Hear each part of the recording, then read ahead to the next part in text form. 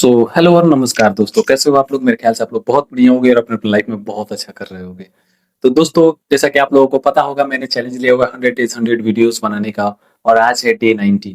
18 दिन से मैं कंटिन्यू वीडियोस बना रहा हूँ और अच्छे अच्छे टॉपिक्स पे वीडियो बना रहा हूँ और रीच भी थोड़ा मोड़ा मिल ही रहा है। और आई होप अगर आप लोगों का सपोर्ट रहा तो मैं आगे बहुत आगे जाऊंगा और आप लोगों के साथ में जाऊंगा। तो दोस्तों, आप सभी का टाइम खराब ना करते हुए चलिए वीडियो को स्टार्ट करते हैं। तो आज का हमारा टॉपिक है सबसे इंपॉर्टेंट टॉपिक, हमारा प्रोटेस्ट।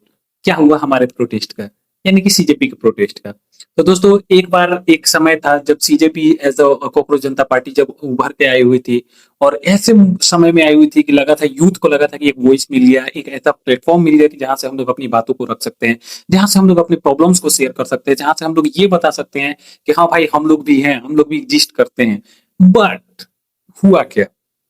सीजेपी जब शुरू में पार्टी बना, एक इंस्टा वो बनता है, पेज बनता है, और उस पेज का फॉलोअर जो है वो धड़ल्ले से इंक्रीज होना शुरू होता है और 20 मिलियन पार कर जाता है। सिर्फ एक वर्ड के ऊपर में, जो सीजेआई थे हमारे, उन्होंने बोला हुआ था। ठीक है। उसके ऊपर में पूरा का पूरा एक पेज बनता है, पूरा का पूरा एक पार्टी बन जाता है और उसका हर एक चीज बन जाता है उस चीज का। फिर उसका ऑनर आते हैं सामने से और वो बोलते हैं कि मैं यूथ का आवाज बनूंगा, यहाँ पे कोई भी पॉलिटिकल इंटरफेरेंस नहीं होगा, ये नहीं होगा, वो नहीं होगा, दिस नहीं होगा, दैट नहीं होगा, वगैरह वगैरह सब होता है। ठीक है।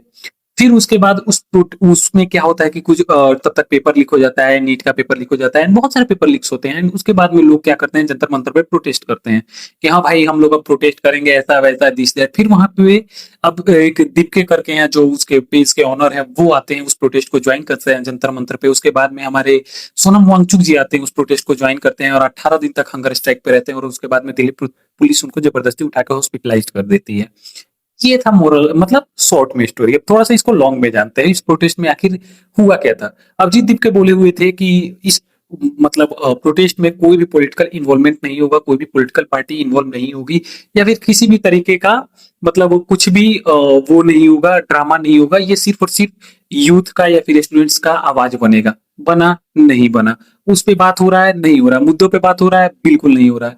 लोग कैसे कैसे आ रहे हैं, पॉलिटिकली पॉलिटिक्स भी मतलब पॉलिटिशियंस भी आ रहे हैं, पॉलिटिकली इन्वॉल्व लोग भी आ रहे हैं, और मतलब बहुत सारे टाइप के लोग आ रहे हैं। लेफ्ट विंग के भी लोग आ रहे हैं, and many more. Right wing वाले तो पूरा तरह से एकदम से साइड है इस चीज से अभी फिलहाल में। ठीक है। फिर उसके बाद में सोनम वांगचुक जी आते हैं और उनके बारे में कुछ बायोडाटा निकलता है। आई डोंट नो वो सच है नहीं है, कहता है ऐसा। उनकी फर्स्ट वाइफ के बारे में कुछ डेटा आता है, बहुत सारी चीजें उनके बारे में भी आती हैं, अच्छी बुरी बहुत सारी चीजें। तो मेरा क्वेश्चन ये है कि क्या वो लोग जिस चीज का मांग कर रहा था वो गलत था? नहीं, पूरा होना चाहिए था। अगर पूरा नहीं भी होना चाहिए था तो कुछ ना कुछ रास्ता तो निकलना चाहिए था उस चीज को लेकर के कि हाँ भाई, आखिर क्या है, कैसे है, क्या क्यों है। बहुत सारी चीजें हैं। बट हुआ? नहीं हुआ। क्यों नहीं हुआ? क्योंकि जो सीजेपी था, कॉकरोच जनता पार्टी, वो अपने मुद्दे से भटक गया। उसको जिस चीज पे फोकस करना चाहिए था उस चीज से फोकस हटा करके वो किसी और चीज पे फोकस करने लगा, तुक तुक तुक तुक तुक तुक तुक तुक चीजों पे जाने लगा। और उन लोग जो वो अभिजीत दीप के बोले हुए थे, वो अपने बात पे खड़े नहीं रह पाए। और भी बहुत सारी चीजें हो सकती थी, सीजेपी बहुत कुछ कर सकता था और कर भी सकता है, अभी भी कर सकता है। लेकिन हो रहा है? नहीं हो रहा। अभी अभिजीत दीप के खुद खुद हंगर स्ट्राइक पे बैठे हुए हैं। इससे कोई फायदा होगा? बिल्कुल नहीं होगा। मैं बहुत दिनों से चिल्ला रहा हूँ, हंगर स्ट्राइक पे बैठने से कुछ नहीं होगा। Digital problem requires digital solution. मैं ऑलवेज ये बात बोल रहा हूँ और बहुत दिनों से बोल रहा हूँ। बहुत लोग इस चीज पे मीम भी बना रहे हैं कि ऐसा हो रहा है, वैसे हो रहा है। इवन हमारे पीएम मोदी को अदर कंट्रीज में बहुत ज्यादा ट्रोल किया जा रहा है। अभी वो ऑस्ट्रेलिया गए हुए थे और रेड कारपेट के ऊपर उनका बहुत मजाक उड़ाया गया, बहुत ज्यादा मजाक उड़ाया गया। और एक एक कंट्री था वहां का, मतलब रील मैंने देखा हुआ था, इंस्टाग्राम पे रील देखा हुआ था कि वहां के लोग बोल रहे हैं कि इंडियंस को किल करो और उनके वाइफ को सेल करो। इन सब चीजों को क्या सहा जा सकता है? बिल्कुल भी नहीं। टॉलरेट किया जा सकता है? बिल्कुल भी नहीं। नेग्लेक्ट किया जा सकता है? बिल्कुल भी नहीं। इन सब चीजों पे एक्शन होना चाहिए, बट हो रहा है? बिल्कुल नहीं हो रहा है। हमारा देश अभी कहाँ जा रहा है? ऊपर जाना चाहिए, वो नीचे आ रहा है। T20 के ऊपर में ड्रामा हुआ, सड़क के बारे में ड्रामा, और हर एक चीज के बारे में ड्रामा हो रहा है। हर मुद्दे को दबाया जा रहा है किसी न किसी मुद्दे के आड़ में। फिर वहां पे कुछ हमारे ट्राइबल लोग थे, वो लोग भी चिता आंदोलन कर रहे थे। उनका आंदोलन सफल हुआ? बिल्कुल भी नहीं। उनको हटा दिया गया आंदोलन पर से, जबरदस्ती हटा दिया गया। क्या ये सही है? बिल्कुल सही नहीं है। आंदोलन करना गलत है? बिल्कुल गलत नहीं है, जब तक वो किसी को नुकसान नहीं पहुंचा रहा है। वो लोग खुद बैठे हुए थे वहां पे, अभी धीरे धीरे मीडिया पहुंच रही थी, सोशल मीडिया पे वो लोग स्प्रेड हो रहे थे, और तब तक उनकी आवाज को दबा दिया गया, उनकी आवाज को क्लियर कर दिया गया। अभी हमारे शहीद भरत तिवारी के ऊपर में अभी बहुत लोग व्यू बटोर रहे हैं, बहुत ज्यादा ड्रामा भी हो रहा है। वो लोग भी अभी जंतर मंतर गए हुए हैं, उनका यूज हो रहा है अभी। अगर आप लोग ध्यान से देखो तो उनका अभी यूज किया जा रहा है हमारे भरत तिवारी का, उनके नेम का। उनका जो मोटिव था उसके मोटिव से हट करके सीधा लोग मतलब उल्टा डायरेक्शन में चला गया हुआ है। अभी कुछ लोग उनके घर पे जा रहा है, ये कर रहा है, वो कर रहा है, दिस कर रहा है, दैट कर, किस लिए? कंटेंट के लिए एंड व्यूज के लिए। कुछ लोग कुछ भी कोई भी सही मुद्दे पे बात कर रहा है? बिल्कुल भी नहीं। जिस मुद्दे पे बात करना चाहिए उस पे कोई बात कर रहा है? बिल्कुल भी नहीं। सारे लोग अपना अपना फायदा लेकर के बस जा रहे हैं। ठीक है, वो हो गया। अभी एक बंटी यादव करके लड़का को मार दिया गया और उसके लाश को फेंक दिया गया हुआ, तो उस पे कोई बात कर रहा है? बिल्कुल भी नहीं। क्यों? क्योंकि वो सेक्स रैकेट के बारे में बात था, और वो पटना का ही बात है, हमारे बिहार का ही बात है। इस पे बात करना चाहिए? बिल्कुल करना चाहिए। और इस मुद्दे को उठाना चाहिए? बिल्कुल उठाना चाहिए। बट ये उठ रहा है? बिल्कुल भी नहीं। वो मुद्दा दब गया, खत्म हो गया। अब मतलब दो एग्जाम्पल अभी हमारे सामने है, भरत तिवारी एंड बंटी यादव।